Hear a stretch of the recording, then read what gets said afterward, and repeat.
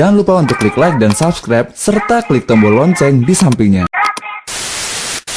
Jangan lupa untuk klik like dan subscribe, serta klik tombol lonceng di sampingnya.